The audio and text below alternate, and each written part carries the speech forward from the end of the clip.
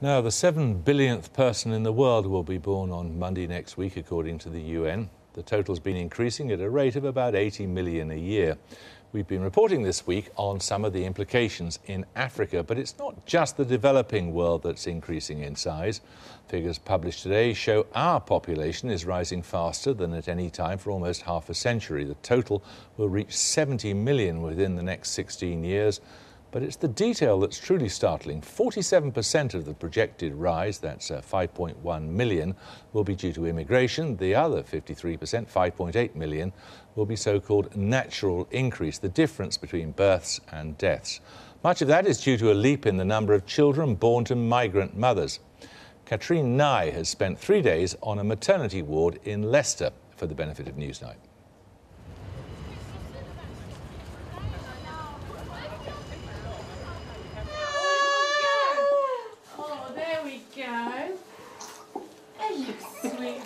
More babies were born in the UK last year than at any time since 1972. Oh no, sweetheart, let's get that nasty off your head. Liz and Neil Franklin welcome the latest addition to the baby boom at Leicester Royal Infirmary. In 2003, 8,800 babies were born here. This year, that's expected to be 11,000.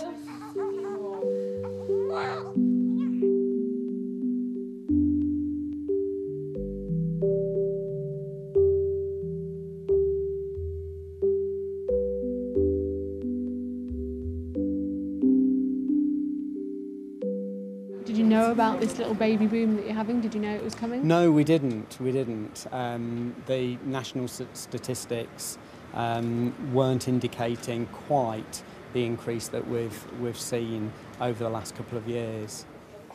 In an ethnically diverse city like Leicester, the influence of women born overseas is particularly apparent.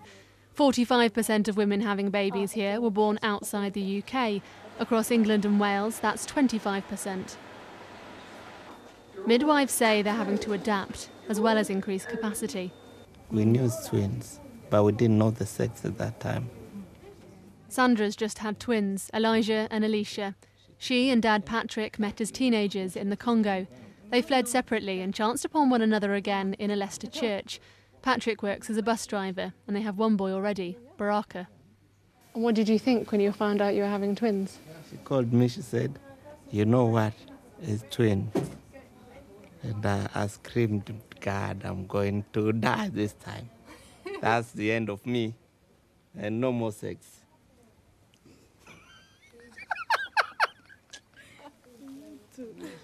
And are you planning to stay in Leicester? Yeah, I know. I've been in Leicester for 11 years and I'm not planning to move anywhere else. Because Leicester is a good place to live. Sure. Honestly, you don't know that. I know. Do you like it here? Do you? I'm not welcome because I can't work, and that's why I was even planning to have more babies, because it's like I was doing nothing. Midwives tell us free movement within the EU has seen a rise in women from Eastern Europe having their children here. Ava and Thomas are from Slovakia and are also expecting twins. Thomas was a chef there and cooks in a KFC here. They're not sure if they'll remain in the UK, but are happy to travel back and forward until they decide. It's nothing different, like compared like UK or Slovakia. It still is a European country, so it doesn't really matter if it's here or if there. it's here, back home, over here. Doesn't really matter. Never been induced before, so this is completely new for her. And in 14 we've got an Indian lady. Have you got any cultural considerations you're working on there, any translators or anything? Really, the only thing with this lady is that her baby's been separated from her, so from all ladies, no matter what ethnicity, it's just about extra input to get her down to see her baby on the neonatal unit as soon as she possibly can, really. Is English her first language? No, it's not. It's not, but she can communicate in English, so that's absolutely fine. Sometimes they come and English isn't their first language, like this lady, but they can speak very good English. If English isn't their first language, there are some women that come that we need translation services for. We do sometimes have to use the family, but we try not to wherever possible, to make sure that what we are conveying is actually translated to the woman in the same way. It's the diversity of women having children here that's so apparent, and the pressures that go with that. They have to have specialists to deal with refugee mums, with teenage mums, mothers with cardiac problems, even a dedicated clinic for expectant mothers who've suffered genital mutilation. Reflective of the facilities here, the UK's seen a significant jump in the number of over 40s having children, caused both by choice and by medical advancement, meaning it's now a more realistic option. If you read up about it, Emma Giltingham has just had her third baby at 43. It's not been without its difficulties. She's had 5 miscarriages because of an immune system abnormality. During her last pregnancy, her placenta didn't detach after birth, a problem that would ordinarily mean a hysterectomy. He's like a double miracle, really, because I've had the thing to stop me miscarrying, and by all accounts, at a lot of hospitals, I wouldn't have had a uterus to have even got pregnant with him. Are you considering a fourth? I always wanted 4, no, I think probably I've used my 9 lives up now. I'm not sure I would risk it again. With all the problems that we've had, I think I should probably count my blessings and stick at 3 now. So we've got older mums like Emma, mums not born here, mums with medical conditions that used to mean they couldn't have children. For policymakers, any response is complicated by the sheer number of factors influencing the increase. 10 years ago, the average woman in England and Wales had 1.63 children. Last year, that had risen to 2. The average foreign-born woman used to have far more children than women born here, but recently that gap has narrowed. We've got to a point where the actual physical capacity of our units can no longer cope with that increase. So what we're having to do this year is put some capital investment in to create additional delivery rooms, additional maternity beds.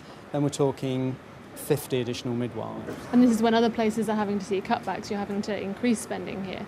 We are, yes. The challenge here is about numbers, how we adapt to having more children to deliver, mouths to feed, families to house, wherever they hail from. We're simply having more babies, baby Franklin just one of many. I think there really is a baby boom at the moment. There's quite a lot of people that we know that have had babies, haven't they? To some, they're a workforce. Others, a burden on our ever-decreasing resources. For Liz and Neil, simply everything they hoped for. Well, that was Katrine Nye reporting. Now here to discuss the rise, not just in Britain's population, but the world's, are Dr. Babatunde Ashottamain, head of the United Nations Population Fund, and the author Lionel Shriver, who's patron of the organisation Population Matters, which campaigns for the number of people on the planet to be environmentally sustainable. What's your estimate of the total number sustainable on this planet? I don't think anybody knows that. That's not. Do you have an estimate? I would rather not put an estimate to it. Let me can we sustain this level of growth? No, but let me contextualize this conversation, because I think it's important to put that right out there. We have 7 billion people today, and the growth rate of the world's population peaked in the 60s at about 2%. It's come down gradually since then, and it's about 1% now. And if you take all these 7 billion people in the world today, and you line them up to have a group photograph, they will only feel the size of Los Angeles City. So it's not about space. It is about distribution, it's about equity, and it's about social justice. If you really believe that people can live that closely cramped together... No, I'm not saying they're living. It's a pointless comparison. No, it is, but it is the comparison you have to make, because when you talk... Why won't you put a figure on what you think then? If you're prepared to make that sort of judgment, why won't you put a figure? Because in the middle 60s, everybody said that there was a population explosion and that the world would not be able to sustain 3.5 billion people. Today we have 7. And they talked about lack of food. We produced more than 300% rise in food production. So we can carry on indefinitely? No, I'm not saying we can. I'm saying that... Well, then why don't you think we can carry on indefinitely? I'll throw out a figure for you. Go on. At about 9.5 billion people, we are going to run out of fresh water, and that is even if that fresh water were evenly distributed throughout the earth, which, as we know, it is not. So the real limit is before that. We're getting pretty close to that. You'd accept that figure, would you? Well, I've told you, I don't work with those kinds of figures. Well, that's just political correctness. I tell you, and I think that we have to look at the diversity of the population dynamics. It's not just about growth. There are many other issues in population which you have to deal with. Shortage of water is a bit of a problem. Yeah, it is. It is to everybody.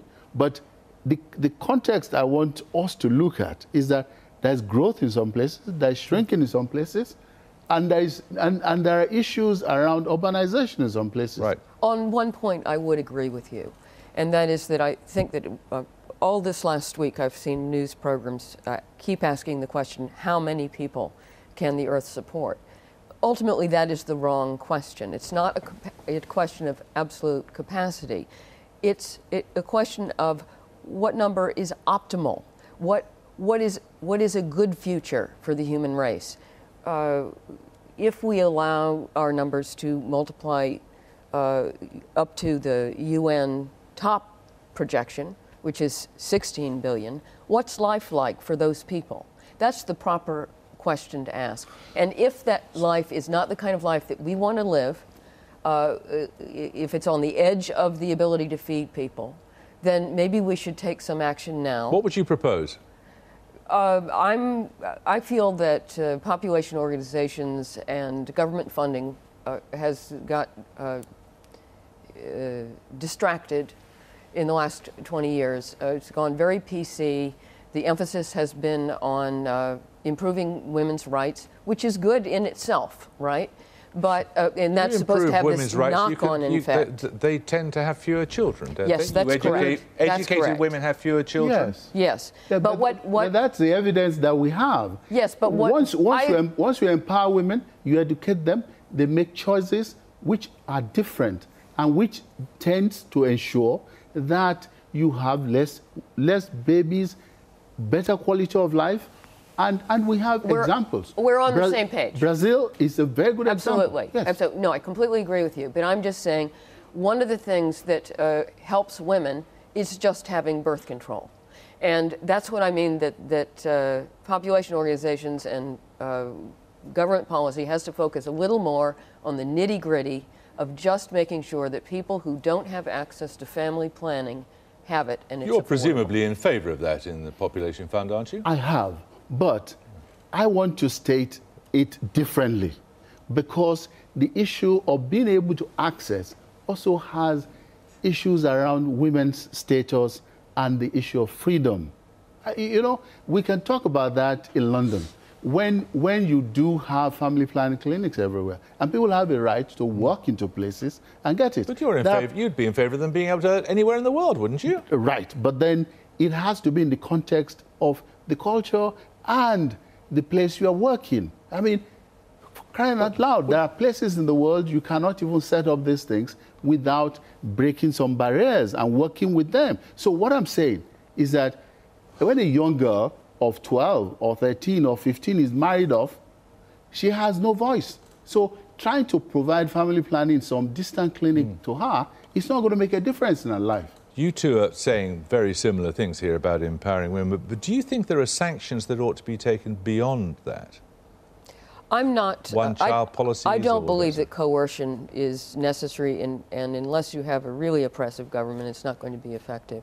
But I do think you can take a look at a country like Iran. It's hard to find something to admire in Iran, but... They produced a miracle demographically.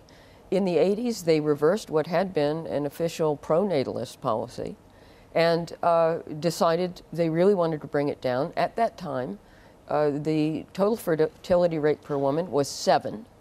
And within a single generation, by 2000, they brought it down to 2.1. How do they do it?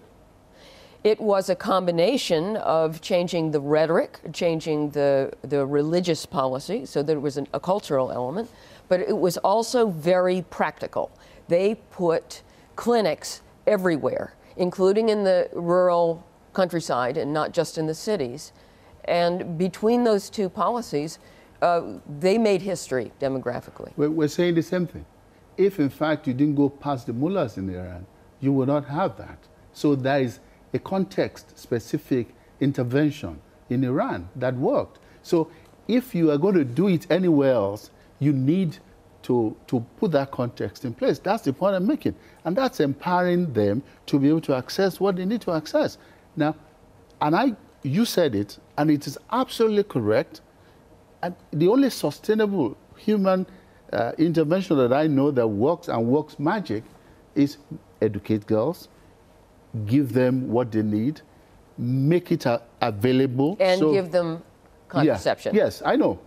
That goes with it. So it's not just about educating, it's educating, but making it accessible to them. And also, I mean, this is awkward in the American context, but part of providing contraception is the the ultimate contraception. It's giving people access to abortion, safe abortion, and that's going to be culturally sensitive in some countries. I grant you.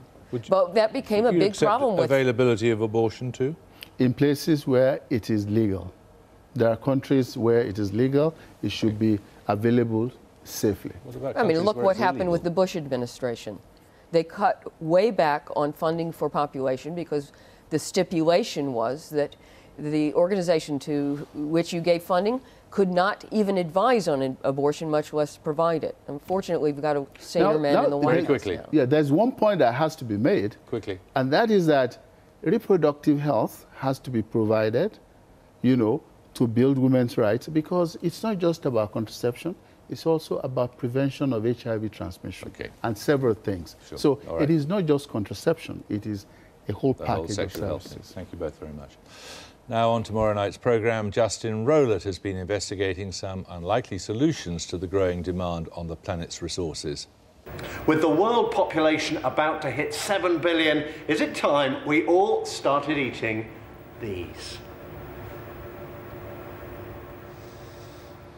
Well, that's all from Newsnight tonight. Join us tomorrow for another bucket load of doom and gloom. In China, incidentally, the government has ordered broadcasters to reduce